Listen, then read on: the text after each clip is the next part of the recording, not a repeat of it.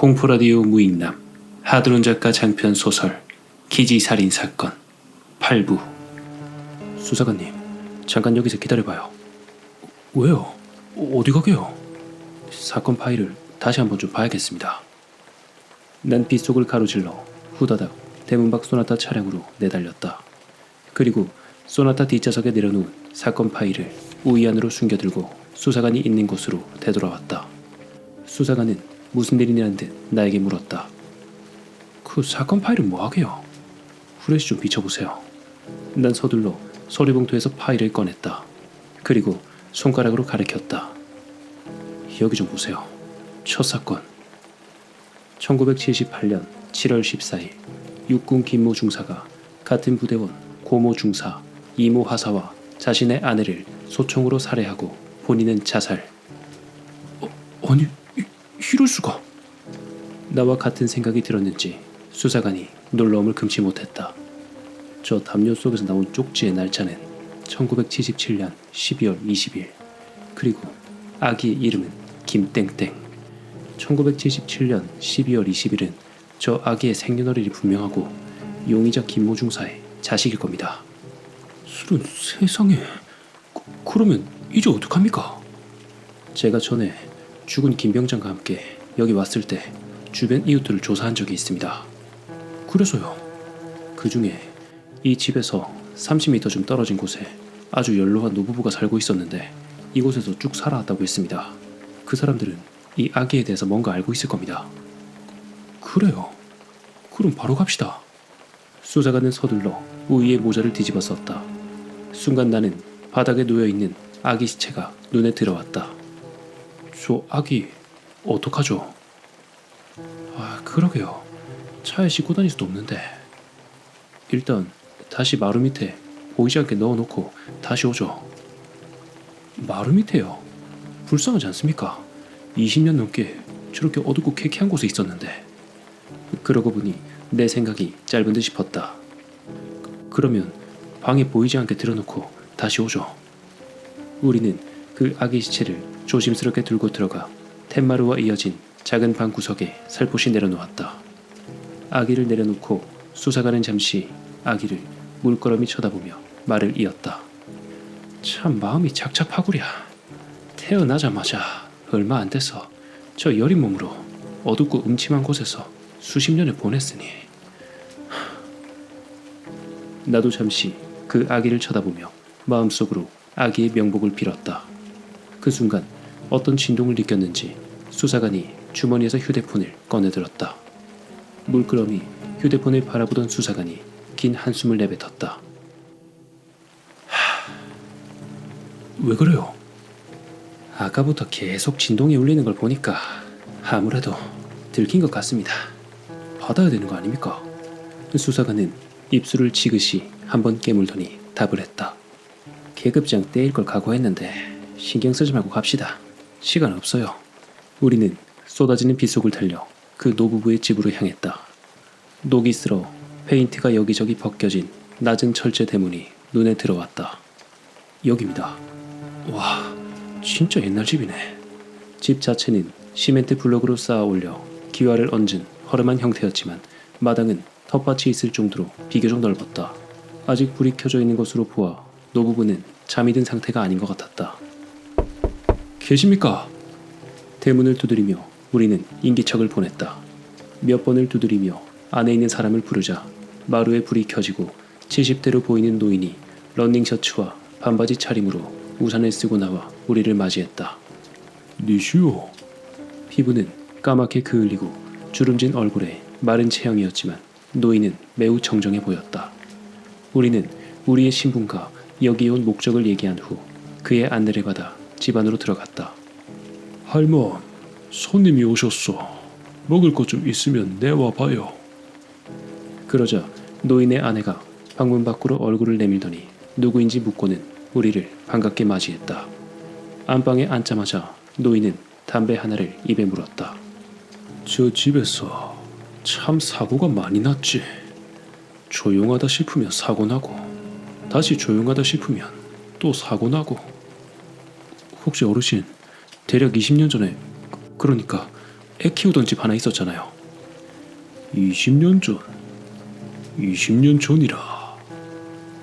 군인 가족인데 중사 한 명이 자기 아내 죽이고 자살한 사건 말입니다. 아, 그 친구. 그제서야 노인은 무릎을 탁 치며 대답했다. 그때 노인의 아내가 옥수수가 담긴 양푼 그릇과 음료수를 들고 들어왔다. 아이고, 참 손님 오셨는데 또 담배질이네 이 양반이. 아내의 푸념에 노인은 아랑곳하지 않고 말을 이었다. 그 친구가 저 집에서 6년 가까이 살았지. 참 좋은 친구였어. 얼굴 잘생겼지, 성실하지, 인사성 밝지. 동네에 나이 맞는 처이라도 한 명 있으면 소개시켜주고 싶더라니까. 그런데 그 친구가 거기 산 지 4년쯤 되었을 텐가. 여자 하나를 데려와 살더라고. 결혼할 여자친구라면서 데려왔는데 아주 고운 색시였다고. 그 친구만큼이나 예의도 바르고 부지런했어. 혼인식도 안 하고 산 것 같았는데 마치 부부처럼 너무나도 행복하게 잘 살고 있더라니까. 이에 노인의 아내가 중간에서 끼어들었다. 옛날에 죽은 그 불쌍한 군인 얘기구려. 노인은 잠시 손에 들고 있던 담뱃재를 털어내고 계속 말을 이었다. 그런데 온 지 얼마 안 돼서 색시에 배가 불러오더니 아들을 출산을 한 거야. 참 빠르기도 하지. 그때쯤 그 친구는 혼인신고를 하고 애 출생신고까지 마쳤다고 하더라고. 얼마나 좋아하든지 모든 걸 경험해본 내 나이에도 여간 부러운 게 아니더라니까. 그런데 그 친구가 죽던 그 해에 우리 동네에 작은 부대가 하나 이전해 왔어. 아주 멀리서 온 부대 같더라고. 부대 마크도 다르고 다들 처음 보는 군인들이었어. 아주 먼 곳에서 훈련 지원을 나왔다고 그러더군. 6개월 정도 머물다 갈 거라면서 막사도 천막을 쓰고 밥도 이동식 치사기로 해먹더군. 그런데 말이야, 그 부대가 이 동네에 온 뒤로 이상한 말이 돌았어. 노인은 잠시 쓰디쓴 표정을 지으며 미간을 찌푸렸다. 그의 아내도 고개를 돌려 한숨을 내뱉으며 가슴을 잠시 쓸어내렸다. 그때가 그 친구 애가 태어난 지 얼마 안 됐을 때야. 어느 순간부터 동네에 안 좋은 소문이 나돌더라고. 무슨 소문 말입니까? 아니 글쎄, 그 색시가 술집과 다방을 떠돌며 몸을 팔던 여자라는 거야. 누가 그런 말을 하던가요?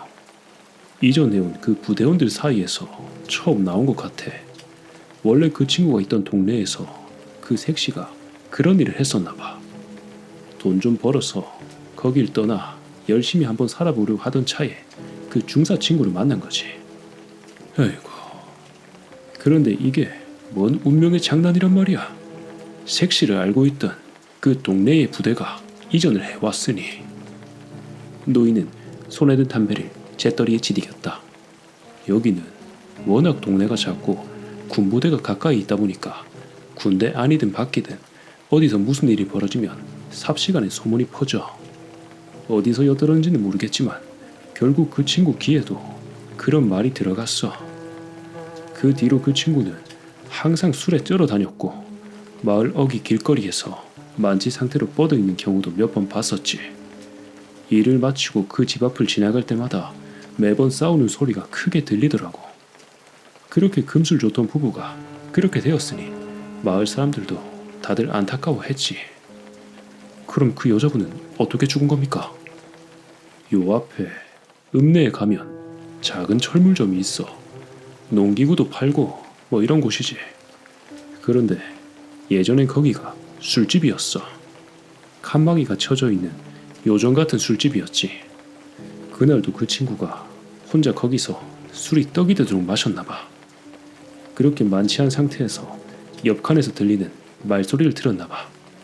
술집 주인년과 떠들고 있는 군인이었는데 술집 주인년 얘기로는 아마 대위라고 그랬지. 맞아요.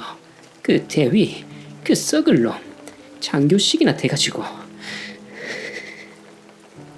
얘기를 옆뒤로 듣던 노인의 아내가 분통이 터지는지 격앙된 목소리로 말을 했다. 그 년놈들 모두 취해 있었는데 그 망할 놈의 대위가 그 친구가 옆칸에 있는 것도 모르고 그 색시 건드린 얘기를 하더래. 뭐라더라? 얼굴값을 해서 원래 잘 안 주는 년인데 자기가 제일 먼저 뚫어댔나? 자기가 여자 하나는 제대로 죽여놓기 때문에 매일같이 자기 방에 찾아왔대. 그러고는 실증이 나서 차버렸는데 그 다음부터는 이놈 저놈들이 돈을 줘가며 돌아가면서 한 번씩 그 여자와 잡았다는 거야. 그 애도 누구 애기일지 모를 거라면서 사람으로서 입에 담지 못할 말을 계속 씹으렸나 봐. 옆칸에서 그걸 듣고 있던 그 친구 심정이 어땠겠나? 그 얘기를 들어준 술집 주인년이 미친년이지. 지가 술에 취해서 바로 옆칸에 그 친구가 있다는 걸 까맣게 잊고 있었으니. 그래서 어떻게 되었습니까? 그 친구가 문을 박차고 나가자 그제서야 그 주인년이 그 친구를 알아보고 그 대위를 피신시킨 거지. 그리고 30분 정도가 지나서 만취한 그 친구가 소총을 들고 오더니 술집 문을 박차고 들어가서 그 대위가 있는 칸으로 개새끼 죽여버리겠다면서 총을 난사해버린 거야. 노인은 잠시 말을 멈추더니 담배 하나를 꺼내 입에 물어 불을 붙였다. 길게 한 모금을 들이킨 노인이 계속 말을 이었다. 그런데 이게 뭔 귀신의 장난이란 말이야. 거기 앉아있던 사람은 그 대위가 아닌 그 친구 부대원 2명이었어. 그 술집녀는 안쪽에 주방에서 일하다가 숨어서 지켜봤나 봐. 그 친구는 이미 이성을 잃은 사람이었어. 주인년 얘기로는 사람의 모습이 아니었대. 죽은 사람들이 누구인지 확인도 안 하고 걸레 같은 년을 죽여버리겠다며 총을 들고 뛰쳐나가더래. 주인년은 직감적으로 그 걸레 같은 년이 그 친구 아내란 생각이 들어서 바로 경찰에 신고를 한 거야. 결국 부대에 연락이 닿아서 그 친구 색시한테까지 전해졌나 봐. 우리는 그날 동네 마을 해관에서 모임을 마치고 돌아오는 길이었는데 거의 9시쯤 되었을 거야. 그 친구가 또 싸우는 소리가 들리더라고. 그런데 싸우는 소리가 너무 심한 거야. 뭐라더라? 네 더러운 몸에서 나온 자식 새끼 어딨냐면서 막 때려 부수고 난리가 아니었다니까. 노인은 연속되는 담배실에 목이 타는지 앞에 있던 음료수를 한 모금 들이켰다. 우리가 들어가 보려고 했는데 마침 사이렌이 울리면서 엄청난 숫자의 경찰과 군인들이 몰려오더라고. 내가 여기 살면서 그렇게 떼거지로 몰려오는 건 진짜 처음 봤다니까. 그런데 그 소리에 그 친구가 마지막인 걸 직감했는지 갑자기 방 안에서 총소리가 나더라고. 그때 색시를 죽인 거지. 대문 앞에 서 있던 몇몇 사람들이 무슨 일인지 직감하고서는 사람 죽었네, 사람 죽었네 이 소리치면서 난리가 난 거야. 그리고 조금 있다가 다시 총소리가 나더군. 그 친구가 자살을 한 거야. 얘기를 듣고 있던 우리는 잠시 숙연해졌다. 아무 말 없이 몇 초가 지나자 다시 노인이 입을 열었다. 거기에 있던 마을 사람들이 다음날 경찰서에 모두 불려갔어. 그 술집 주인녀도 있었지. 그년 얘기를 듣고 있으니까 분통이 터지더라니까. 우리 할멈을 비롯해서 거기 있는 사람들이 그년 머리채를 잡고 패대기를 치고 난리가 아니었어. 아이고, 지금 생각해도 그년을 그때 찢어 죽이지 못한 게 진짜 한스럽다니까. 노인의 아내가 분노가 치미는지 이를 갈며 화를 냈다. 이에 노인은 다시 한번 음료수를 들이키고 말을 이었다. 그런데 우리를 더 화나게 하는 건 그 대위라는 놈이 부대 복귀를 핑계로 나타나지 않는다는 거야. 6개월 정도 머문다는 부대인데 무슨 얼어 죽을 복귀야. 한 가정을 그렇게 처참하게 박살내놓고 그냥 그렇게 가버리는 천하의 개쌍놈의 새끼가 어디 있단 말이야. 그놈 얼굴이라도 한번 봤어야 했는데. 아직도 분이 풀리지 않은 듯 노인의 아내는 연신 이를 부득부득 갈았다. 그런데 말이야, 조사 중에 미처 생각하지 못한 게 있더라고. 애가 안 보이더란 말이야. 이 경찰들 얘기로도 현장 조사 중에 애를 본 적이 없었다더군. 우리는 혹시나 다른 집에 애를 맡기지 않았나 싶어서 그 애를 찾아서 돌아다녔어. 그런데 결국 못 찾았어. 그 참, 어디 멀리 친정집에 갔다가 우연히 애를 맡기고 돌아와서 변을 당한 건지 알 수가 있어야 말이지. 영고도 모르는 낯선 색시라서 우리도 더 이상 어떻게 할 수가 없었어. 그런 업종에 있던 색시라 돌아갈 친정집이 없었는지도 모르지. 지금 생각을 해도 너무 가슴이 아파. 얘기를 듣고 있던 우리는 아기 얘기를 꺼낼까 말까 고민하고 있었다. 그 순간 두 번째 담배를 재떨이에 지디기던 노인이 말을 이었다. 그 뒤로 저 집에서 많이들 죽었지. 자네 군 수사관이라 그랬으니 알 것 아닌가? 모두 군인들이나 그 가족들이 죽지 않았는가?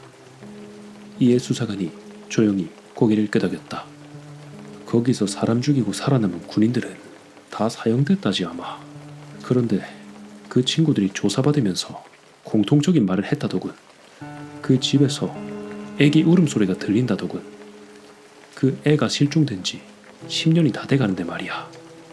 어쩌면 그 전에 죽은 군인들도 들었을지도 몰라. 망자는 말이 없으니 뭐 알턱이 있나. 아마 그 색시 애기는 죽었을 거야. 가까이서 죽었다면 여길 떠나지 못하는 것이고, 멀리서 죽었다면 그 애기 홀령이 지 어미를 찾아서 여기까지 온 건지도 몰라. 그래서 그 피비린내 나는 살육이 시작되었을 수도 있지. 생각해보게나. 자기 어미를 죽인 사람이 군인이었고 결과적으로 군인들만 해를 당하지 않았나. 우리는 잠시 서로의 얼굴을 확인했다. 그리고 무건의 합의를 보고 서로 고개를 끄덕였다. 난 조용히 입을 열었다. 저 어르신, 그 애기 저희가 찾았습니다. 내 말에 두 노인의 눈이 희둥그레졌다. 전에 지금 뭐라고 했나? 그 색시의 아들 저희가 찾았단 말입니다. 그래, 죽지 않고 살아있었나? 지금 어디에 있나? 난 잠시 말을 머뭇거렸다. 그리고 눈을 바닥에 깔고 조용히 입을 열었다. 그게 조금 전에 마루 밑에서 시체로 발견되었습니다. 이에 깜짝 놀란 노인의 아내가 두 손으로 방바닥을 치며 울먹였다. 아내와 달리 노인은 침착한 표정을 유지한 채 말없이 우리를 바라보았다. 아이고, 저 차도 지 어미를 기다리다 죽었는가 봐. 지 어미 죽은 줄도 모르고. 아이고, 세상에. 아이고. 노인의 아내는 탄식과 울음을 멈추지 않았다. 아내뿐만 아니라 노인의 눈시울도 촉촉히 젖어 있는 것 같았다. 애를 멀리 숨길 시간이 없었나 보군. 세상에나, 그 어린 것이 얼마나 엄마를 찾았을꼬. 노인은 떨리는 손으로 컵에 들어있던 마지막 한 모금의 음료수를 들이켰다. 그리고 빤히 우리를 쳐다보며 10여 초간 말을 아끼던 노인이 조용히 입을 열었다. 그 애를 어떻게 할 텐가? 저희들도 지금 어떻게 해야 할지 고민입니다. 저희도 오늘 밤에 사건 조사를 끝내야 됩니다. 그럼 빨리 그 애를 데리고 가게. 어디로 말입니까? 지 어미의 무덤으로 말일세. 그래야 이 악몽 같은 저주가 풀릴 걸세. 그 친구 시신은 부모들이 거두고 갔는데 그 색시 때문에 아들이 죽었다며 색시 시신은 거두지 않고 그냥 가버렸네. 연고가 없는지라 경찰에서 그냥 하장하려고 했는데 우리 마을 사람들이 거두고 상을 대신 치러줬네. 언젠간 어미의 무덤에 장성한 아들이 찾아와 주길 바랬는데 이렇게 그때 그 어린 모습으로 싸늘한 죽음이 되어 돌아오다니. 노인은 눈물을 감추려는 듯 한 손으로 두 눈을 감쌌다. 어르신, 그 무덤이 어디 있습니까? 찾기는 쉬워. 약도를 그려줄 테니까 그리로 가게. 노인은 작은 노트의 한 페이지를 찢어 떨리는 손으로 그곳을 그려나갔다. 노인이 그린 약도를 보자 그곳이 차로 10분도 안 걸리는 마을 외곽 가까운 곳임을 알 수 있었다. 대문까지 배웅을 나온 노부부는 우리에게 한 가지 부탁했다. 그 애 좀 볼 수 있겠나? 그냥 안 보시는 게 좋을 것 같습니다. 시신 상태가 좀... 어디 상처를 입었던가? 담요에 쌓여져서 질식사했거나 그대로 굶어 죽은 것 같습니다. 이에 노인의 아내가 다시 한번 울음을 터뜨렸다. 노인은 입을 굳게 한번 다물더니 말을 했다. 알았네. 부디 잘 묻어주게. 나중에 마을 사람들이 뒷정리는 잘 해줄 걸세. 우리는 천천히 걸음을 옮겨 사건 현장으로 향했다. 오는 내내 우리는 서로 아무 말도 주고받지 않았다. 우리는 대문 안으로 들어선 후 마당 한가운데 서서 잠시 동안 그 집을 바라보았다. 너무나 가슴 아픈 사연이 담긴 집이란 생각에 가슴이 미어왔다. 쏟아지는 빗줄기가 마치 그 아기와 엄마의 눈물처럼 느껴졌다. 잠시 동안의 만감에 젖어 방으로 들어서려는 순간 대문 밖에서 낯선 남자의 목소리가 들려왔다.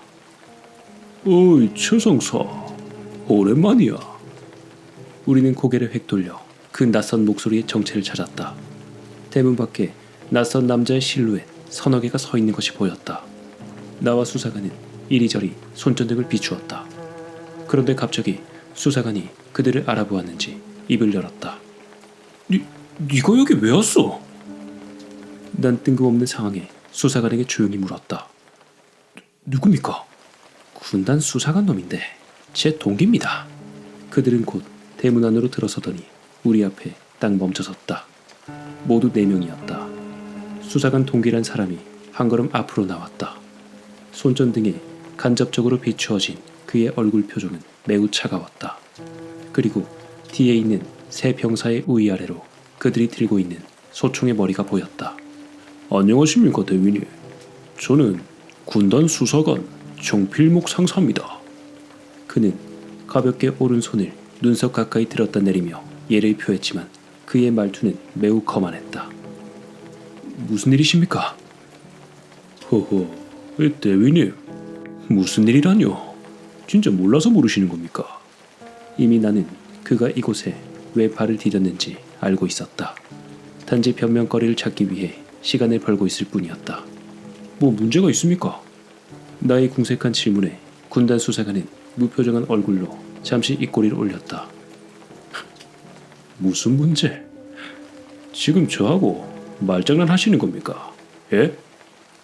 말장난이라뇨? 아니, 그 아실만한 분이 소속 사단장의 명령도 어기고 위수지역까지 벗어나서 지금 뭐하는 짓입니까? 예? 누가 그러던가요? 사단 헌병대 수사과장한테 전화가 와서 말이죠.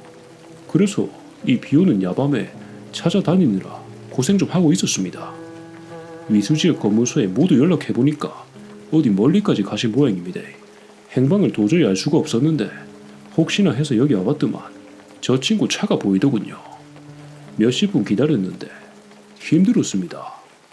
동기의 너무나도 오만방자한 말투가 듣기 싫었는지 수사관이 격한 어투로 말을 내뱉었다.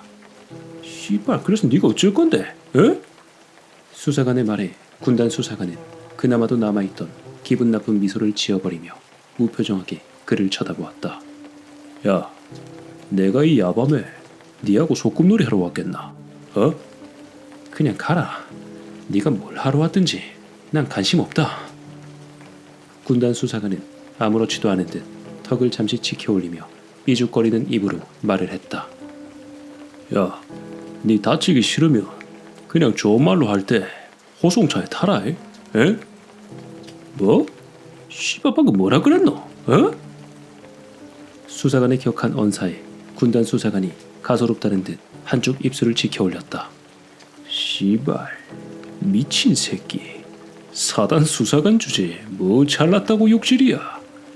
야, 니 그냥 조용히 타면은 내가 사단장한테는 입 다물기고 만약 껄렁대기라도 하면 군단에 보고해서 그냥 옷벗기 만들어버린다. 에? 이 개새끼야. 이 씨발. 이 새끼 말귀를 완전히 못 알아쳐먹네. 어? 야, 그냥 저마들 체포해라. 군단 수사관의 한마디에 뒤에 서있던 소총으로 무장한 3명의 병사가 움직임을 보였다. 잠깐만요. 난 그들을 잠시 정지시켰다. 대위님, 뭐 할 말이라도 있으십니까? 여전히 그의 말투는 싸가지가 없었다. 우리한테 한 시간만 여유를 주세요. 그리고 우리가 자진해서 부대로 복귀하겠습니다.